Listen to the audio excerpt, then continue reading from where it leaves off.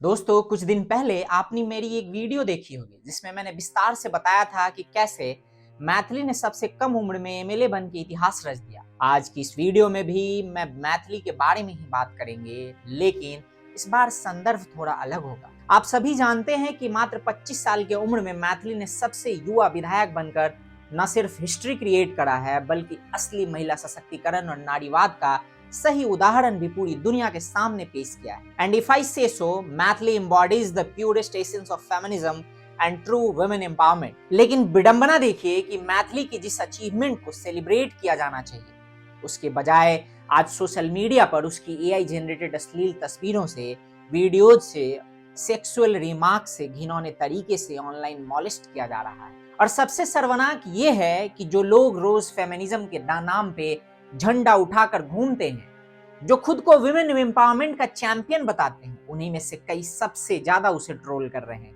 और बाकी सब खामोश हैं, बिल्कुल डेड साइलेंट हैं। ये मामला सिर्फ मैथिली का नहीं है, ये बताता है कि फेमिनिज्म के नाम पे हमारे समाज में आज कितनी बड़ी गिरावट आई है। क्योंकि जो नारी अपनी कला, मेहनत और मूल्यों से आगे बढ़ती है, उस पर स्यूडो फेमिनिस्ट की जुबान सिल जाती है। और जो नारी सिर्फ सोशल मीडिया सेक्सुअलिटी बेचती है, उसे एम्पावर्ड बोल्ड क्वीन कहा जाता है। यही है आज के स्यूडो फेमिनिज्म की असली बीमारी। फेमिनिज्म यानी नारीवाद मूल रूप से एक ऐसा आंदोलन था जिसमें महिलाओं को समान अधिकार दिलाने के लिए, समान अवसर, समान आवाज, समान सम्मान दिलाने के लिए और समाज में महिलाओं की सुरक्षा, स्वतंत्रता सुनिश्चित करने के लिए, विकास की यात्रा में उनकी भागीदारी को बढ़ाने के लिए एक तौर से यह मूवमेंट शुरू किया गया था। लेकिन आज उसकी जगह क्या आ गया है? सेक्सुअलिटी इक्वल टू एम्पावरमेंट, बस इतना ही रह गया है दोस्तों।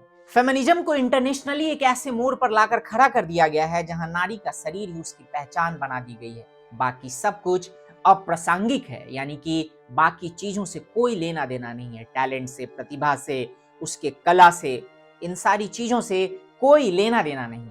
लोग भूल जाते हैं कि फेमिनिज्म शब्द भले ही पश्चिमी सभ्यता से आया हो, लेकिन भारतीय समाज हमेशा से ही नारी केंद्रित रहा है। और ये मैं क्यों कह रहा हूं?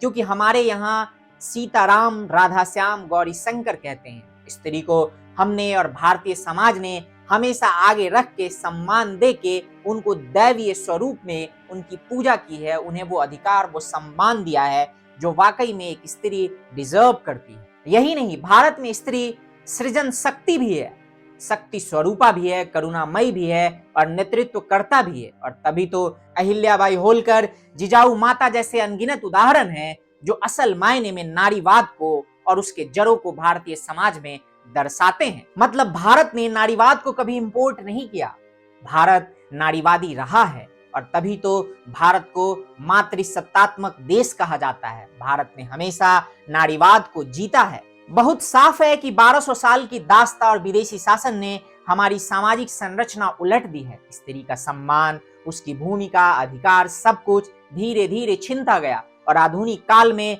जब फेमिनिज्म की बात फिर शुरू हुई तो उसके नाम पर एक पश्चिमी बिल्कुल कॉपी पेस्ट भारत में घुसा दी गई या उसे घुसाने का प्रयास किया जा रहा है। आज स्यूडो फेमिनिज्म एक एजेंडा बन चुका है। सेक्सुअलिटी को एम्पावरमेंट बताओ और जो ऐसा ना करे उसे regressive, conservative, pick me up, पता नहीं क्या क्या बोलो। ये पूरी मशीनरी सोशल मीडिया पर चल रही है जहां अश्लील trends, supremacy, hyper sexual content, degrading memes, सबको चॉइस, फ्रीडम, एम्पावरमेंट के नाम पे स्टिकर चिपकाकर नॉर्मल किया जा रहा है या नॉर्मलाइज किया जा रहा है। और इससे सबसे ज्यादा जो प्रभावित है वो है भारतीय समाज की टीनेज लड़कियां, माइनस गर्ल्स, जिन्हें अंदाजा भी नहीं कि ये सब उनके माइंड को, उनके सेल्फ स्टीम को और उनके फ्यूचर को कितना प्रभावित करेगा, कितना नुकसान पहुंचाएगा या पहुंचा रहा है। दोस्तों, हम देख रहे हैं कि हमारे देश में hookup cultures, online sexualisation, cheating, degeneracy, ये सब एक इकोसिस्टम का नतीजा है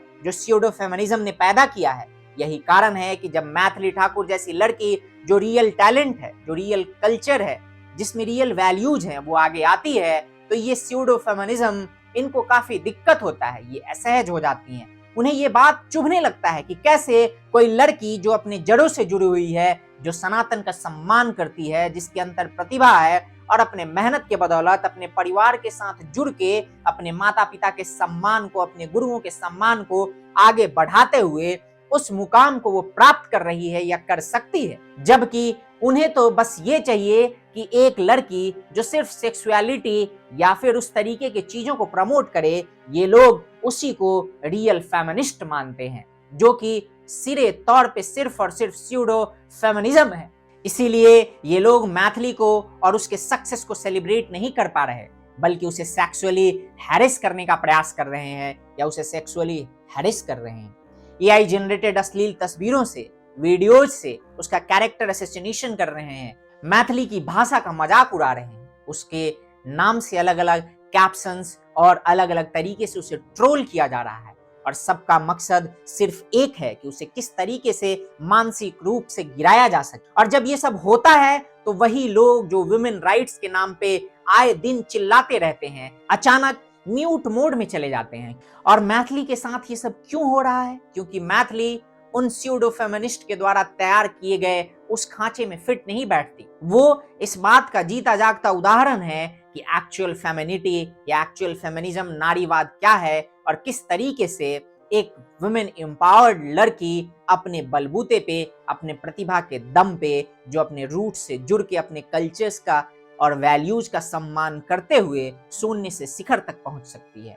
और वो भी एक ऐसे समाज से, एक ऐसे राज्य से जहां पैट्रियार्की एक बहुत बड़ा हिस्सा है, जो कि आप सब जानते हैं कि मैथिली बिहार से आती है। जबकि वहीं दूसरी तरफ जो स्यूडो फेमिनिज्म है, उनके लिए तो एम्पावरमेंट या फेमिनिज्म का मतलब है वेस्टर्न सेक्सुअलाइजेशन। उन्हें इस बात का अंदाजा ही नहीं है या फिर वो इस बात को मानना ही नहीं चाहते कि एक्चुअल फेमिनिज्म क्या कहता है। एक्चुअल फेमिनिज्म ये कहता है दोस्तों कि हर महिला को समान अधिकार मिले, हर महिला को सम्मान मिले, हर महिला को वो समान अवसर मिले, और वो भी कंधे से कंधे मिला के डेवलपमेंट में, समाज के निर्माण में, चाहे वो भौतिक तौर पे हो या नैतिक तौर पे हो, अपना योगदान दे सके। उसे सुरक्षा मिले, एक सुरक्षित माहौल मिले, चाहे वो घर में हो, वर्क प्लेस पे हो या फिर समाज में हो, सड़क पे हो या फिर परिवार में हो।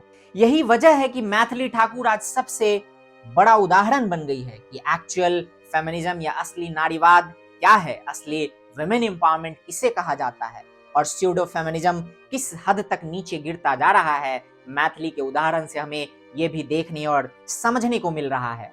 आज हमें ये समझना होगा कि नारीवाद का असली अर्थ बराबरी है, ना कि बॉडी एग्जिबिशन। असली एम्पावरमेंट मैथिली ठाकुर जैसे लोग हैं जो संस्कृति भी संभालते हैं, प्रतिभा भी दिखाते हैं, उपलब्धियां भी हासिल करते हैं और मर्यादा भी बनाए रखते हैं। और इसीलिए उनके खिलाफ होने वाला हर प्रकार का ऑनलाइन सेक्सुअल अब्यूज सिर्फ गलत नहीं बल्कि पूरे समाज के लिए एक चेतावनी है। जिन लोगों ने फेमिनिज्म को सिर्फ व्यवसाय बना रखा है, उनकी आवाज भले चुप हो, लेकिन समाज को इस हिपोक्रेसी को पहचानना होगा, इसे कॉल आउट करना होगा, और किस तरीके से इसको तोड़ा जा सकता है, इसे खत्म किया जा सकता है, इसके बारे में सोचना होगा। और सोचना होगा कि आखिर कैसे हम रियल फेमिनिज्म को, रियल वुमेन एम्पावरमेंट को समाज में फैला सकते हैं और हर उस महिला तक, हर उस लड़की तक वो बराबरी का अधिकार, वो सुरक्षा का भाव, वो समान अवसर और एक ऐसा माहौल जिसमें वो अपनी भागीदारी निभा सके, ये दे सकते हैं, पहुंचा सकते हैं। बाकी दोस्तों, आपको क्या लगता है कि मैथिली के साथ जो कुछ भी हो रहा है और जिस तरीके से ये कुछ घिनौने मानसिकता के लोग मैथिली को इस तरीके से ऑनलाइन ट्रोल कर रहे हैं, या फिर वो स्यूडो फेमिनिस्ट जो चुप हैं और कुछ नहीं बोल रहे, उनके बारे में आपका क्या ख्याल है कि आखिर ये कितना घटिया है और कैसे कोई सही मायने में इस तरीके के घटिएपने पे चुप रह सकता है? आपको जो भी लगता है आपको आवाज उठाना होगा और आप हमें कमेंट के माध्यम से बता सकते हैं। बाकी अभी के लिए बस इतना ही दोस्तों, मिलते हैं अगले वीडियो में। टिल देन, जय हिंद, जय भारत, नमस्कार।